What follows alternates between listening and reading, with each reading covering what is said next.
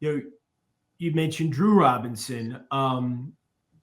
Just coincidentally, Jackie Robinson. You broke a story this year about Jackie Robinson and his page being removed from, I think it was the Department of Defense website that listed athletes, and the attention you brought to it resulted in that decision being reversed. But you also offer up your opinions and your thoughts on the direction of baseball in a way that I think it's fair to say our other insiders, Adam and Shams included, don't do as frequently. You're kind of in a different space where there's opinion and there's transaction. How do you balance that? What are those challenges like for you? And also I wanted Shams and Adam's thoughts about watching Jeff do that, because it's something a little bit different. Jeff. It's tricky. And I don't know that I always land it, and I don't know that I always do it right. And I don't always know that it's the right thing to do, honestly. I think baseball journalism historically has been more of a storytelling medium where the reporters almost have a responsibility and a duty to try and keep a check on the game. And look, we got into this business to hold powerful people accountable. I know I did, at least. Like that to me was part of things. Like that's a job of journalism. And I think journalism in plenty of ways outside of sports has gotten away from that. And it's been questioned, and people's ethics have been put up there. And that, frankly, I worry sometimes, especially like with the collective bargaining agreement expiring soon. Is that same thing going to happen to me? People, last time around, folks at Major League Baseball question that. And I'm okay with it, because I feel like I do things the right way. And it all, Jeremy, is just trying to go to one point, which is, what's the truth? That's our job. Our job is to find the truth and to tell the truth. And sometimes the truth is going to be uncomfortable. And if I have to get slings and arrows for that, I'm not trying to be a martyr here. It's just something that comes along with the job, and something that I hope I've built up enough credibility over time to weather. How do you guys deal with the backlash when you post things and that even though you're just posting something that might be factual, and there is an online mob that's going to react? And in the old days, when it was newspapers, you really didn't have to think about it, right? And there might be a comment section on the website, but they could always deactivate that. It's a different world now. How does the reaction inform the way you report? Shams. Yeah. As far as Jeff, I will say I like when he roasts people on Twitter, but I love like the reporting that he does, like the Bryce Harper meeting with the baseball commissioner. Like those are the deep stories.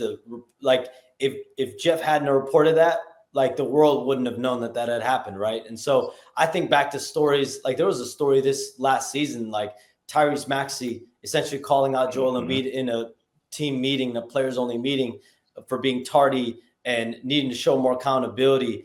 And I wouldn't say I received backlash for that story, but I received a lot of, who gave you that? How did you hear that? Who was your source? And to me, those are the best stories, is when no one knows who the source is, but they're throwing guesses, and like it's always 99% wrong. Like I saw a quote, Joel Embiid actually said, like, I know who the source is. I know who my main source was. I'd be stunned if he knows who that is. So it's like, it's always funny to get the reactions of that. But I think those are the best stories for sure. And I saw what Jeff did there.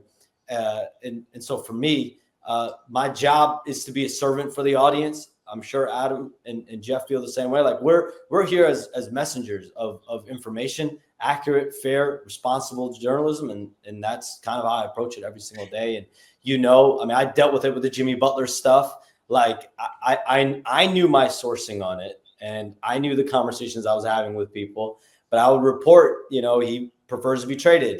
These are his teams. And, you'd see Pat Riley issue a statement saying, we are not trading Jimmy Butler. So like, you're always going to be dealing with things. To me, I just keep my head down I'm sure these guys do as well. And just we know what our sourcing is, and as long as we are comfortable with the information and we do the work, like that's all you can rely on. Usually the amount of blowback and criticism you get is in direct proportion to how interesting the news is. And the more interesting and the more outrageous it is, the more blowback you normally get. And you bring up source guessing. You know who hated that? Mort hated that, because as you guys know, when people are guessing at your sources, they are wrong so much more often than they're right. They're almost never right. Oh, never. They've never been right. Unbelievable. But people continue to engage in that foolish act of, oh, well, here's where it came from, or this is where it must be. No. Mort it drive Mort nuts. Like source guessing, it's wrong. And then it discourages other people from talking because they don't want to be outed as a source guess. But look, you're going to write stories in your career. We're doing stories every single day, year round. There are going to be people that always question it and wonder.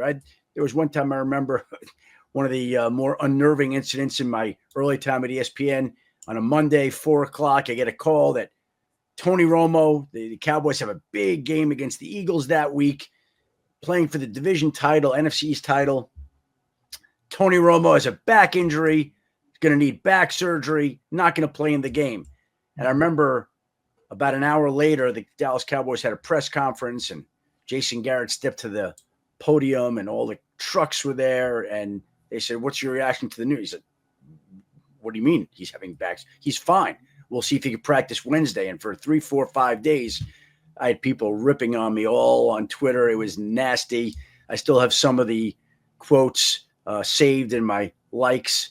And on Friday morning, 2 days before the game, the Dallas Cowboys announced that Tony Romo was having season-ending back surgery.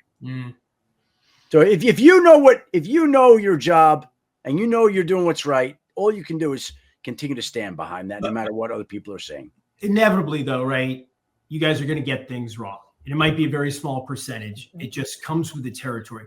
When you do, how do you handle it publicly and privately with the people who are involved in the story? What's the rule of thumb, Jeff? Privately, it's. I mean, I think it's similar publicly and privately. Let's start publicly. You apologize. Like, if you got something wrong, it's our duty to get things right. We didn't get things right. You thus have to go out to that audience that Shams was talking about and say, "I made an error," and it sucks. Like, we really, really, really strive hard to get everything right, because our credibility is all we've got. Relationships, when you don't have credibility, they fall apart. Audience, when you don't have credibility, goes to find it somewhere else. And so with the public, that's the case. But privately, I know when I've missed stuff, I've almost tried to become a detective on how that happened. Like, what did Adam, we got something good? Oh yeah, we do. We got a fish. Like 3 minutes left. We'll get you out of here, guys. You've been very generous with your time. Can we pause this right now? Oh, seriously. Sure. Hold on a second. Pause it. I love it. If this is a Micah Parsons contract. Aaron Rodgers has not retired.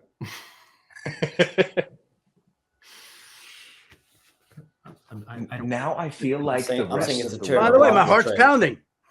I'm sure it is. This is great. See, it's so cool to get to see this, because that fans do this. They refresh their Twitter with us. And I'm doing this right now. I'm trying to type it, and it's like, I know I got this going. My heart's pounding. Here we go. Also, good job, Schefty. It's 11:54 Eastern Daylight Time, Tuesday, August 5th. I want to be able to, document it so we can see what the tweet is. This was not a setup. I just want. No, this is what news is, Jeremy. Like, this is how it works. It's good being on this other side right now of seeing this. Great. We're just gonna wait. I'm not, Here we go. Hold on, I'm gonna queue it up for. Hold on 1 second. You gotta short stuff it too. Going to the Schefter. Hold on, I'm getting it all lined up here. Hold on. I love that we're getting to see like a behind the scenes of the process here. This is tremendous. Okay, it's good. Now we got to post it up on. It's all ready to go on. Where is it? Okay. Hold on. Refreshing. What the hell? No, hold on. No, I can't find the picture for what the hell is going on here. Hold on. The artwork. It's Hold always on. the artwork. Oh, here we go. Okay. Bang. Okay. Ready, guys? Yep. Let's Here see we it. go. Here we go. Drum roll.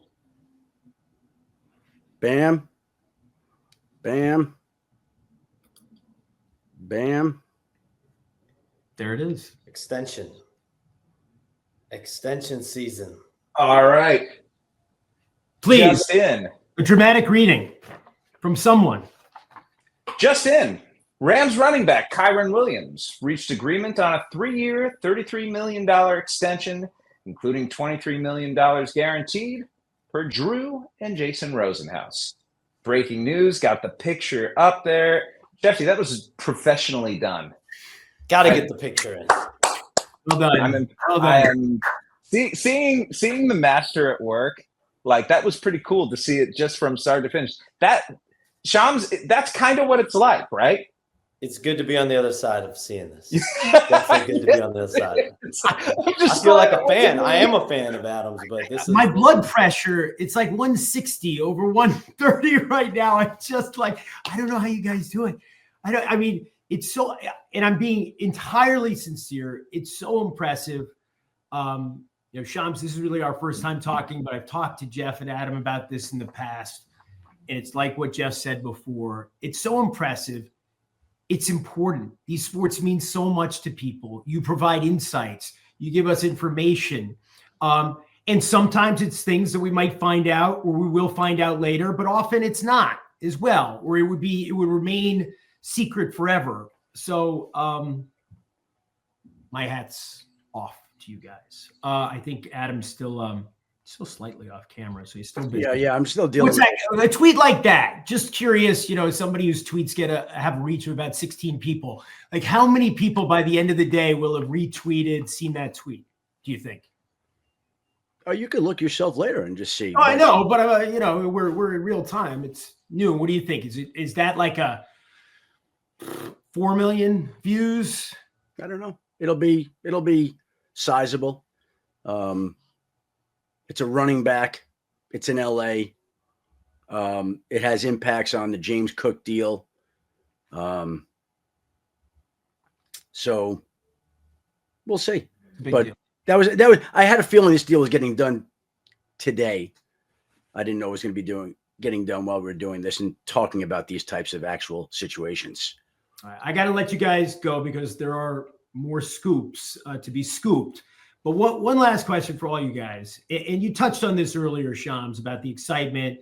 You guys clearly have maintained your enthusiasm. Woj, our former colleague, retired from this, went to St. Bonaventure to run the basketball program over there. When will you know it's time to put down the phone? Jeff?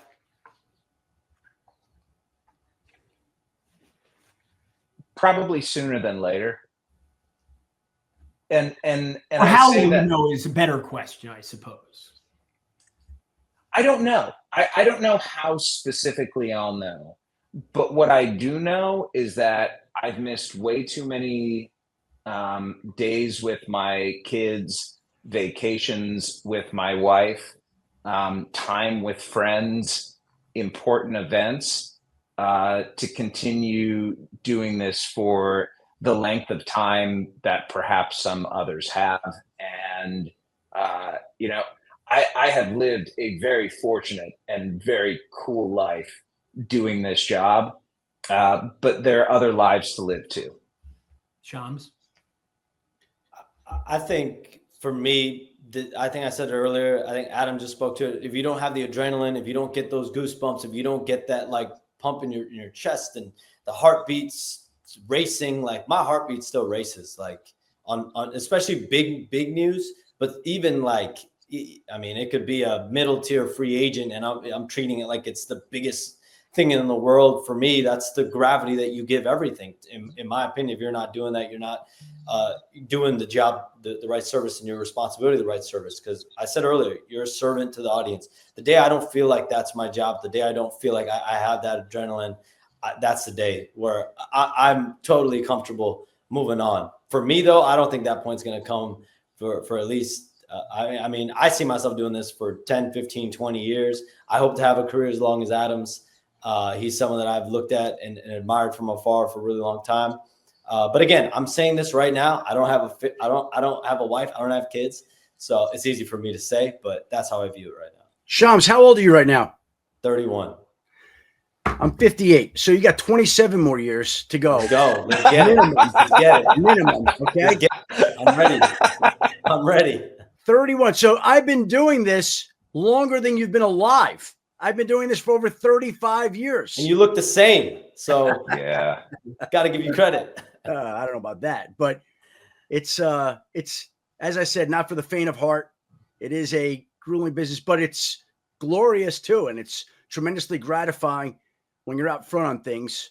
And again, we all have great curiosity about how this works, and trades that are going down, and contracts that are being signed, and people that are being hired and fired. People care about their teams. They care about the sport. And we get to try to bring them that information as fast as we can. Can't say it any better than that. Adam Schefter, Charania, Jeff Passan. Gentlemen, it has been an education.